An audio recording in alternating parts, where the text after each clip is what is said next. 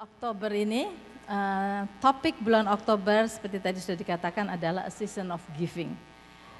Jadi kita akan bersama-sama belajar untuk memberi. Bagaimana kita memberi. Saudara, bisa nggak naik? Rasanya nggak enak bener. Nah gitu, ketutupan sedikit. Saudara, selama bulan Oktober kita akan belajar mengenai giving. Nah hari ini kita akan melihat mengenai the attitude of giving. Bagaimana sikap kita di dalam memberi. Karena sudah nanti juga menuju kepada Christmas kita akan memberi. Biarlah pemberian kita tidak akan sia-sia, bukan hanya sekedar memberi, tetapi akan ada sesuatu yang kita bisa dapat dari apa yang kita berikan itu, ada sesuatu yang Tuhan berikan kepada kita. Saudara, saya percaya semua kita suka memberi. Saya percaya dari hari ke hari saudara memberi, setiap minggu mungkin saudara memberi. Dan saudara tentu mengerti artinya memberi. Tetapi pada saat hari ini kita akan belajar untuk meningkatkan kualitas dari sikap kita memberi. Meningkatkan kualitas dari sikap kita untuk memberi. Sebetulnya saudara, the essence daripada kehidupan manusia adalah untuk memberi. Memberi di dalam segala area. Kalau kita berkata mengenai memberi, jangan konotasinya hanya mengenai uang. Tetapi kita bisa memberi tenaga kita bisa memberikan pertolongan kita bisa memberikan waktu kita bisa memberikan semangat, kita bisa memberikan kekuatan, kita bisa memberikan nasihat, kita bisa memberi segala macam. Jadi kalau kita melihat the essence daripada kehidupan manusia adalah sebetulnya memberi.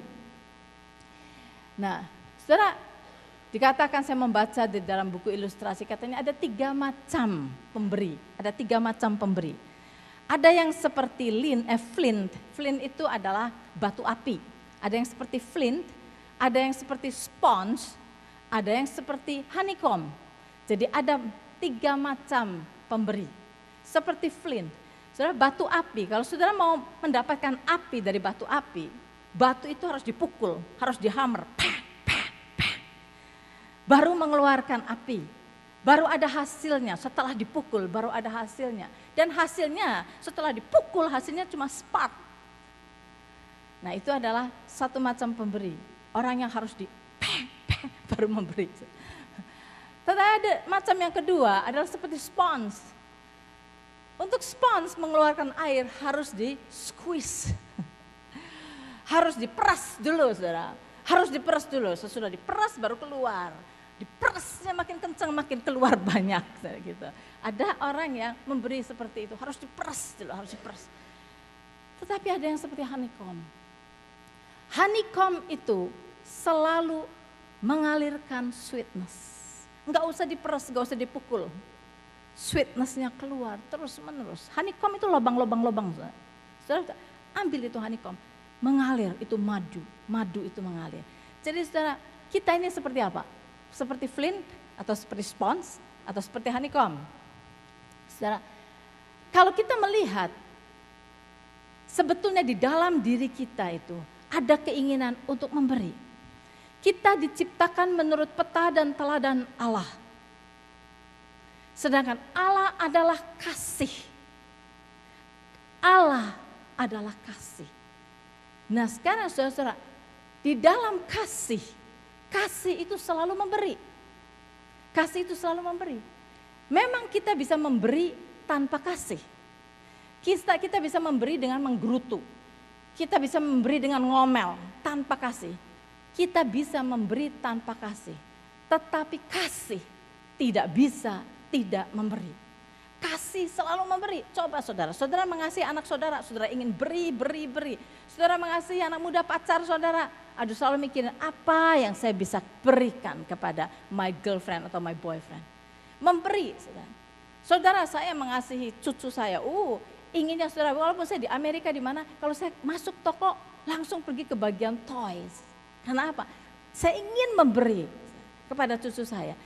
Memberi misalnya harga berapapun juga, saya hanya ingin melihat matanya berseri-seri pada waktu saya bilang, I have a surprise, matanya udah berseri, itu udah Itu sudah bisa worth anything, saudara. Saya senang sekali memberi karena saya mengasihi. Kasih selalu memberi. Kasih tidak bisa tidak memberi. Nah, saudara, Tuhan sendiri memberikan pemberian yang terbaik buat kita. Dikatakan di dalam Yohanes 3 ayat 16. Karena begitu besar kasih Allah akan dunia ini, sehingga dikaruniakannya anaknya yang tunggal itu. Supaya barang siapa yang percaya kepada dia tidak akan binasa tetapi beroleh hidup yang kekal. Saudara, ini adalah suatu pemberian yang tidak ternilai harganya.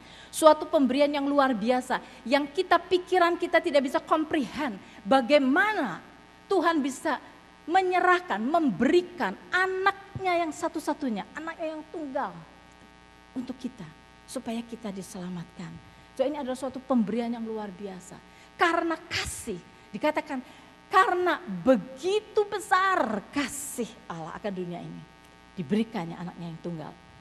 Saudara, memberi adalah gaya hidup manusia.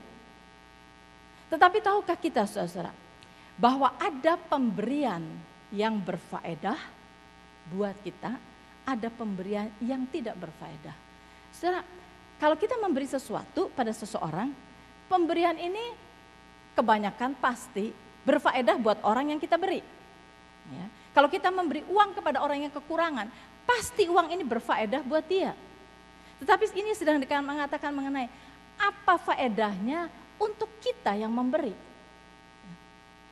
Pemberian kita kepada orang pasti berfaedah buat orang itu. Tetapi sekarang yang saya mau katakan di sini, ada pemberian yang berfaedah buat kita, ada pemberian yang tidak berfaedah buat kita yang memberinya.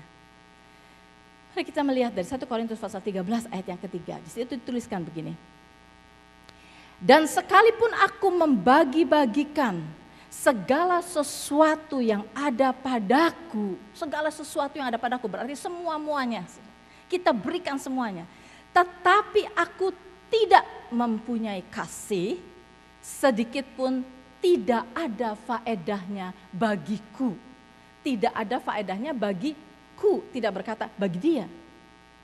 Bagi orang yang kita beri pasti ada faedahnya. Tetapi di sini katakan, tetapi aku tidak mempunyai kasih, sedikit pun tidak ada faedahnya bagiku. Jadi berarti ada pemberian yang kita berikan bagi orang yang berfaedah buat kita, tetapi ada yang kita berikan yang tidak mendatangkan faedah buat kita. Saudara, di sini dengan ayat ini mengatakan bahwa apa yang kita beri, kalau kita memberikannya dengan motif kasih, baru pemberian itu berfaedah buat kita yang memberinya. Saudara, mengapa itu akan berfaedah? Karena saudara, lihat, kalau apa yang kita berikan itu dimotivasikan oleh kasih, saya tahu enggak? Allah adalah kasih. Kita adalah anak-anak Allah. Kita yang sudah mempunyai Dia di dalam diri kita, sudah mempunyai kasih di dalam diri kita. Sumber kasih itu ada pada diri kita. Tetapi seringkali kita memberi kepada orang tidak dengan dimotivasi oleh Tuhan sendiri. Kalau itu Tuhan yang memotivasikan kita, maka akan ada kasih yang mengalir melalui hidup kita. Dan apa yang kita berikan itu berfaedah buat kita sendiri juga. Berfaedah buat kita.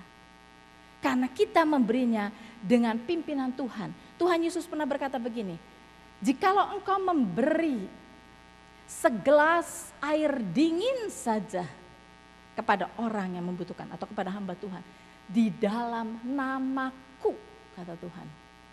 Di dalam nama Tuhan berarti kita disuruh oleh Tuhan. Kita memberi atas nama Dia. Karena saya disuruh oleh Tuhan maka saya beri. Tuhan berkata itu ada upahnya. Jadi berarti segala yang kita beri di dalam pimpinan Tuhan yang dimotivasi oleh kasih itu akan memberi faedah buat diri kita sendiri. Nah saudara-saudara, kalau kita memberi dengan dipimpin oleh Tuhan dengan kasih, ada kerelaan di dalam hati kita. Saudara, saya sering sudah berkali-kali saudara, Tuhan menggerakkan kami untuk memberi seseorang pada waktu kami nggak punya apa-apa. Satu kali, ini beberapa kali, saya kasih contoh satu kali. Uang kami cuma sekitar entah 500 atau 600 dolar. Nggak punya lebih daripada itu. Itu uang kami semua-muanya yang kami punyai. Untuk bayar rent bulan depan aja nggak ada uangnya. Pada waktu itu kami dapat surat, dapat satu surat dari satu orang dari Ethiopia. Teman dia dulu kerja sekolah sama-sama di Tyndale. Dia sudah ada di Ethiopia dan dia berkata, saya butuh uang. Istri saya sakit, obatnya mahal sekali. Istri saya sakit, gajian saya sebagai pastor itu sedikit sekali. Anaknya nggak tahu ada berapa, ada 6 atau berapa. Dan dia berkata, kami butuh sekali uang. Saudara, pada waktu kami menerima surat itu, bukannya kami nggak mau beri, kami nggak punya untuk kami beri. Waktu itu apa yang kami lakukan? Kami berdoa, tanya Tuhan, Tuhan bagaimana? Ini orang butuh uang, kami cuma punya sekian. Tuhan menggerakkan hati kami, beri 400 dolar. Saudara, kalau saudara punya uang 600 atau 500 dikasihkan 400 itu banyak, saudara, banyak. Nah, beri 400 dolar. Waktu itu saya tanya Pastor Jo, sama-sama kita merasa beri 400 dolar. Saya bilang, oke Tuhan. Saudara, ada kerelaan di dalam hati kami. Langsung kami menulis, kami beli money order. Mesti beli money order, dan money order itu juga ada, mesti bayar ongkosnya berapa, 20 dolar. Tapi ada kerelaan, dan itu kejadian bukan cuma satu kali, berkali-kali. Tuhan suruh memberikan satu amount yang besar pada waktu kami hanya mempunyai sedikit. Tetapi kalau disuruh oleh Tuhan, dimotivasikan oleh Tuhan, saudara, saya sampai kalau belum diberikan, rasa ada suatu dorongan, harus beri. Dan kalau belum beli, ada suatu kegelisahan. Sebelum kami memberi, ada suatu kegelisahan. Begitu kami memberi, plong rasanya. Sebab kalau itu dimotivasi oleh Tuhan, ada kerelaan, saudara, ada kerelaan di dalam diri kita. Mengapa, saudara? Kita seringkali masih memberi dengan berat, dengan terpaksa, dengan agak ngomel. Mengapa? Problemnya di sini, saudara. Karena kita fokus kepada barang atau kepada hal yang akan kita berikan. Fokus kita kepada hal itu. Misalnya uang atau barang atau apapun juga. Pada waktu kita mau memberi, misalnya pakaian. Pada waktu kita memberi, tahu-tahu pakaian ini tiba-tiba rasanya bagus ya dipakai sama saya ya. Kalau dikasihkan sayang ya gitu, tiba-tiba begitu. Walaupun kita sudah nggak pakai pakaian itu mungkin 2 tahun. Tapi pada waktu mau diberi tiba-tiba rasanya ini bagus loh waktu saya pakai pakaian ini. Atau uang, pada waktu kita mau memberi, kita melihat uangnya. Aduh, kalau uang ini diberikan sana, saya jadi kurang. Nanti saya nggak bisa ke restoran. Nanti karena kita fokus kepada uang itu, kepada barang itu.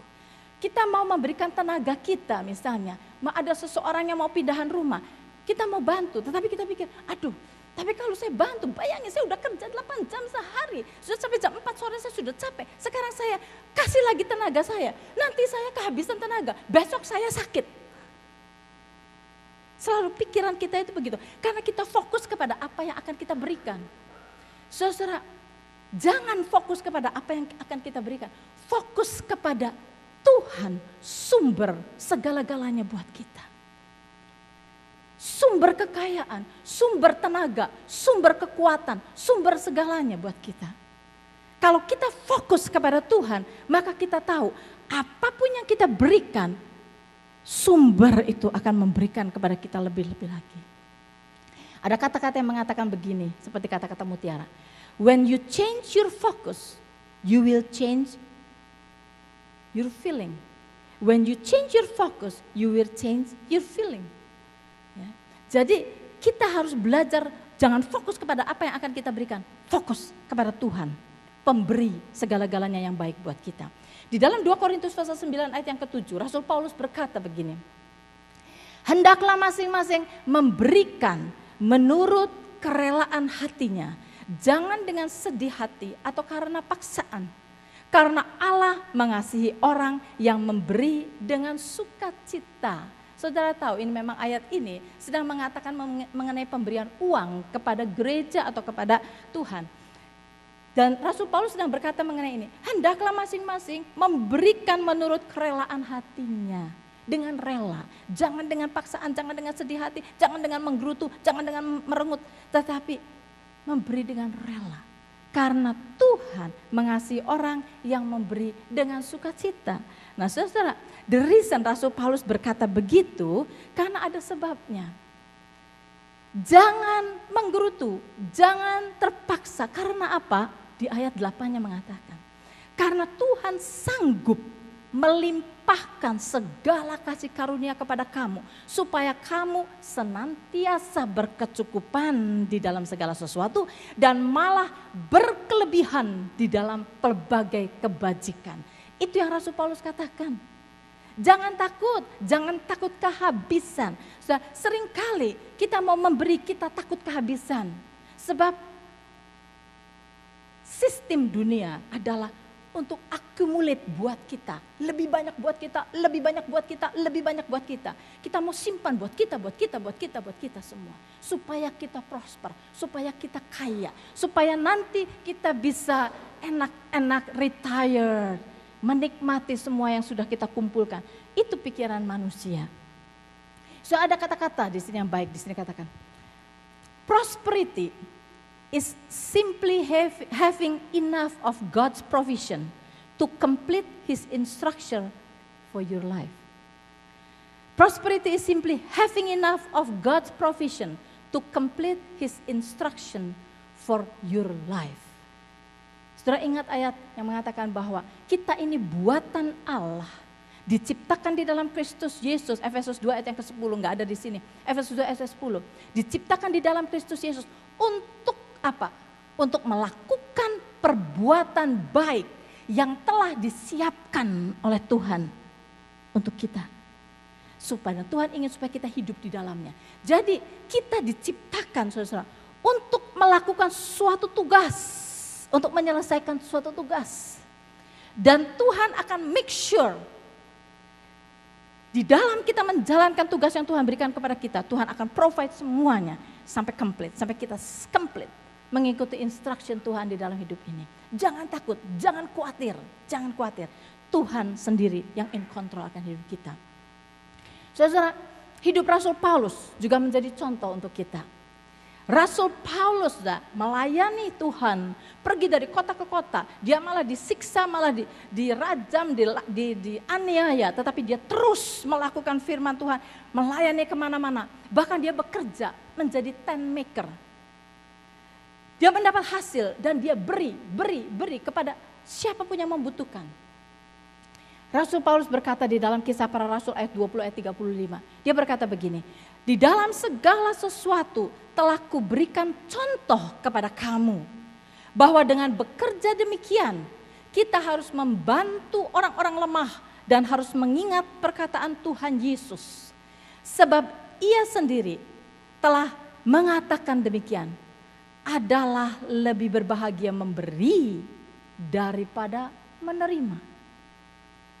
Adalah lebih berbahagia memberi daripada menerima. Saudara-saudara, kalau kita melihat diri kita masing-masing, jujur di hadapan Tuhan, apakah kita sudah ada di dalam stage ini? Lebih berbahagia memberi daripada menerima.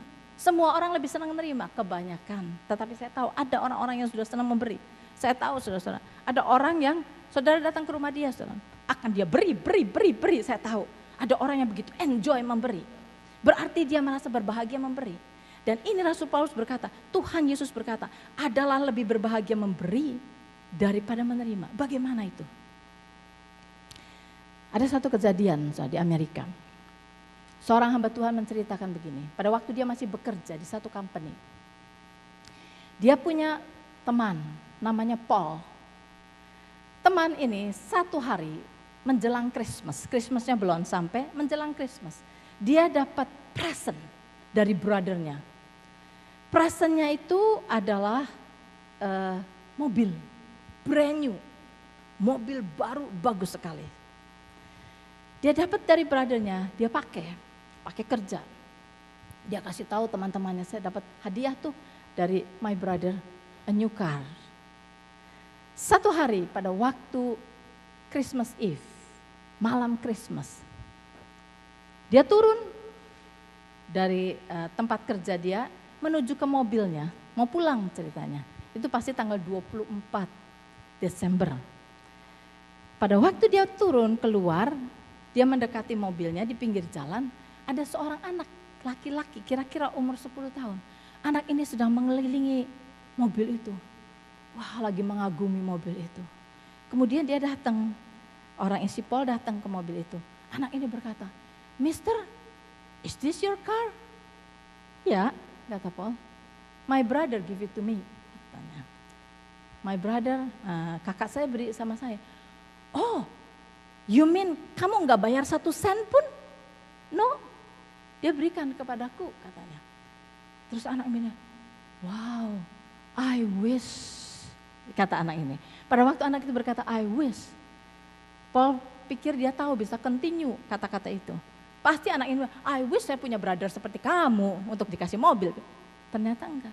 Anak ini berkata begini, "I wish I can be like your brother." Paul kaget. Kok ini anak aneh ya, lain ya. "I wish I can be like your brother." Jadi karena dia heran sama anak ini, dia tertarik pada anak ini. Dia berkata, "Nak, kamu mau ikut mobil ini? Putar jalan-jalan." Yes please. Oke, masuk," katanya. Anak itu masuk ke dalam mobil. Kemudian Paul drive mobil itu keliling. Keliling. Anak itu waduh senang sekali. Melihat lampu-lampu itu kamu Christmas kan. Itu Christmas kan. Wow, lampu gemerlapan bagus sekali di downtown. Wow. Kemudian anak ini berkata, "Mister, can you drive ke rumah saya?" katanya. "Sure." Nah si Paul pikir, kata si Paul, ini anak pasti kepengen pameran sama teman-temannya bahwa dia bisa naik mobil baru. Salah lagi si Paul. Pada waktu sampai di neighborhood situ, anak ini berkata, "Mister, can you stop? Di situ itu di rumah itu rumah saya. Yang ada stepnya 2 itu pun itu rumah saya. Can you stop di situ?" "Oh ya, just stop." Begitu stop, anak ini keluar. "Sebentar ya, wait," katanya, "tunggu." Dia lari masuk rumah, rumahnya kecil. Dia lari masuk rumah, dia naik ke atas. Gak berapa lama, Paul mendengar anak itu keluar turun. Tapi kok agak lama, keluarnya itu agak lama. Dengar suaranya tapi agak lama. Ternyata pada waktu dia keluar dari pintu, dia menggendong adiknya yang lumpuh kena polio. Adiknya gak bisa jalan, lumpuh. Adiknya udah kira-kira umur 7 tahun atau 8 tahun. Adik itu digendong sama dia. Dia keluar sama adiknya, kemudian dia dudukkan adiknya di step di situ. Itu mobilnya di situ. Didudukkan adiknya, kemudian dia peluk adiknya. Dia berkata, "You see, this is the car." Dia bilang, "Ini yang tadi saya ceritakan di atas. Saya naik mobil ini barusan. You know what? Dia ini dikasih mobil ini sama brothernya, you know. Sama brothernya dia dikasih, enggak bayar 1 sen, enggak bayar, dia dikasih. You know what? Someday, kalau saya besar, saya akan belikan kamu mobil seperti ini. Supaya kamu bisa keliling-keliling, kamu bisa melihat apa yang saya lihat tadi. Kamu bisa keliling-keliling melihat lampu-lampu yang gemerlapan seperti itu. One day, saya akan belikan buat kamu." Si Paul ada di dalam mobil, mendengar semua. Paul keluar dari mobil, dia datang anak itu, anak lumpuh itu, dia angkat, dia bawa masuk ke dalam mobil dia. Bawa masuk ke dalam mobil, kakaknya berseri-seri, dia ikut masuk ke dalam mobil, tutup mobilnya. Paul drive mobil itu, keliling ke kota, melihat lampu-lampu yang gemerlapan. Kakaknya bilang, you see, ini yang saya maksud, ini bagus kan, bagus. Ya, lihat Santa Claus, lihat ini. Anak itu senang sekali. Si Paul sambil drive, dia melihat anak itu. Dia berkata begini, "Sekarang aku tahu apa yang Yesus katakan. It is more blessed to give than to receive. Yes, it is more, lebih berbahagia memberi daripada menerima. Yes, dia berbahagia pada waktu dia menerima. Tetapi dia merasa lebih berbahagia pada waktu dia bisa memberikan ini kepada anak-anak ini. Saudara, memberi dengan kasih. Ada suatu benefit, ada suatu manfaat buat kita. Ini yang Tuhan katakan di dalam diri kita, kepada kita semua. Jadi saudara, mari kita ikuti jejak Yesus. Memberi itu lebih berbahagia daripada menerima. Karena memang memberi dengan pimpinan Tuhan, dengan kasih itu memberikan faedah buat kita. Ada satu lagi saudara di dalam memberi yang harus kita mengerti. Agar kita bisa memberi dengan kasih, agar kita bisa memberi dengan rela, agar kita bisa memberi dengan sukacita, bukan hanya sekedar memberi. Karena kami tahu saudara-saudara, kalau apalagi di gereja, saudara belong to the church. Tahun ini yang menikah ada 8 atau berapa saudara. Kalau saudara dipanggil sama 8-8-nya saudara mesti beli kado 8 kali, belum showernya 8 kali, saudara harus beli 16 kali kado. Kemudian bukan hanya itu lagi, ada yang ulang tahun lagi, ini anak pula ulang tahun. Nah, saudara beri, rasanya lama-lama saudara bilang, wadah, ini diporotin terus uang saya. Dan kita akan memberi dengan terpaksa. Sebab itu mari kita belajar untuk jangan memberi dengan terpaksa. Bagaimana caranya? Berkata, Tuhan,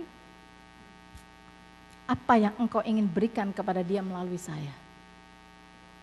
Kalau kita meminta Tuhan yang memberikan ide untuk memberi, maka saudara, kita akan memberi dengan kasih, bukan dengan terpaksa lagi. Ada satu hal lagi yang harus kita mengerti, yaitu di dalam Filipi 4 ayat yang ke-17.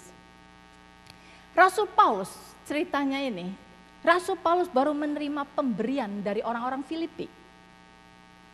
Berupa uang tentunya. Nah, Rasul Paulus menulis begini kepada orang Filipi. Dia bilang terima kasih untuk itu semua. Kalau saudara baca di suratnya itu, dia berterima kasih. Dia berkata, buat saya, kata Rasul Paulus, saya sudah biasa. Di dalam kekurangan saya sudah biasa. Di dalam kelimpahan saya sudah biasa. Enggak ada yang bisa ngapa-ngapain saya. Saya tahu I can do all things through Christ who strengthen me, kata Rasul Paulus. Saya sudah biasa kurang, saya sudah biasa berkelimpahan. Tetapi aku mau berterima kasih kepadamu karena engkau ingat aku, kata si Rasul Paulus. Tetapi di dalam ayat 17, yang kuutamakan, kata Rasul Paulus, bukanlah pemberian itu, melainkan buahnya yang makin memperbesar keuntunganmu.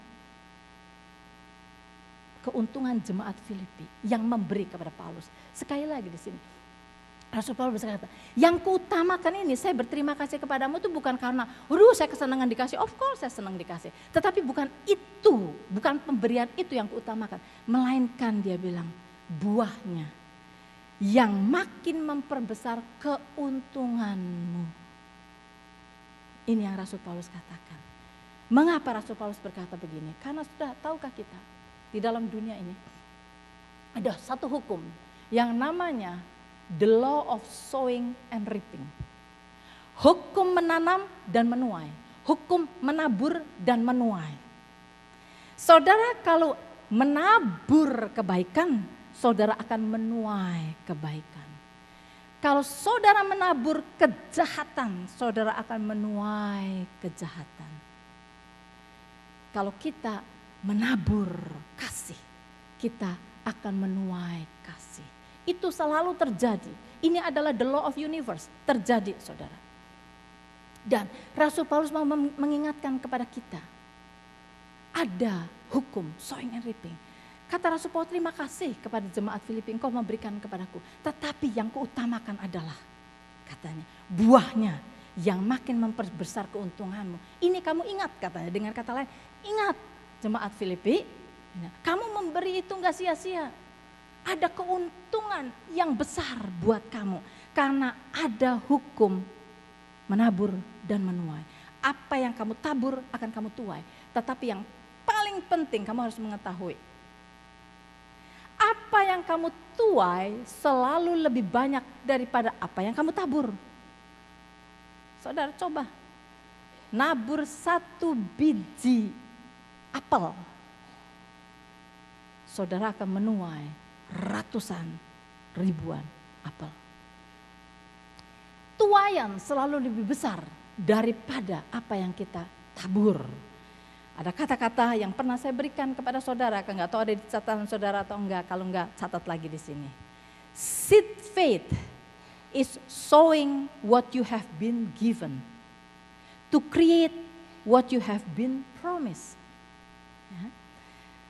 Benih iman adalah menaburkan apa yang engkau sudah diberi oleh Tuhan. Ya. Untuk menciptakan apa yang kamu akan dapati, the promise of God yang Tuhan sudah janjikan kepadamu akan terjadi di dalam hidupmu. Itu adalah tuaiannya. Ada satu lagi kata-kata yang baik. Saya harus stop, saya tahu sebentar lagi saya harus stop. Kata-kata yang bagus ini, your seed is anything that benefit another, while your harvest is anything that benefits you. Your seed, benih yang kamu taburkan adalah segala sesuatu yang memberi keuntungan buat orang lain. Kalau kamu menabur sesuatu yang memberi keuntungan buat orang lain, maka kamu akan menuai apa yang akan memberi benefit kepadamu. Tetapi kita tidak akan pernah menuai kalau kita tidak pernah menabur. Itu harus diingat. Jangan kita pengen menuainya aja tapi nggak mau nabur. Kita harus nabur dulu. Berarti kita harus melakukan kebaikan. Kita harus memberi yang memberikan keuntungan buat orang lain. Maka kita akan menuai hal yang akan benefit kita. Ini adalah hukum sowing and reaping. Jadi saudara-saudara, kalau hari ini ada pelajaran yang kita terima yaitu bahwa pemberian kita itu of course memberikan benefit buat orang yang kita beri. Tetapi hari ini ada pelajaran bahwa ada pemberian yang kita berikan yang tidak memberi faedah buat kita, ada pemberian yang kita berikan yang memberi faedah buat kita. Kalau kita ingin dari mulai hari ini di dalam season of the season of giving ini, kita akan mulai memberi yang akan memberi benefit buat kita, memberikan faedah buat kita. Mari saudara-saudara, sebelum kita memberi, seperti nanti sebentar lagi, saudara akan melihat kesusahan di sana. Sebelum kita memberi, mari kita ikut campurkan Tuhan di dalam hidup kita. Kita tanya, Tuhan, apa yang Engkau ingin saya lakukan? Dan kalau itu dimotivate oleh Tuhan, itu akan memberikan faedah di dalam hidup kita. Walaupun satu cangkir air dingin saja, satu gelas air dingin, kita berikan atas nama Tuhan. Saudara-saudara. Itu akan ada upah yang Tuhan berikan kepada kita.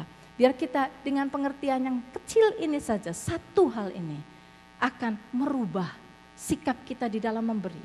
Supaya kita di dalam setiap kali kita memberi dengan sukacita. Bukan dengan paksaan, bukan dengan duka cita, bukan dengan sedih. Mari kita berdoa, saudara. Bapa, kami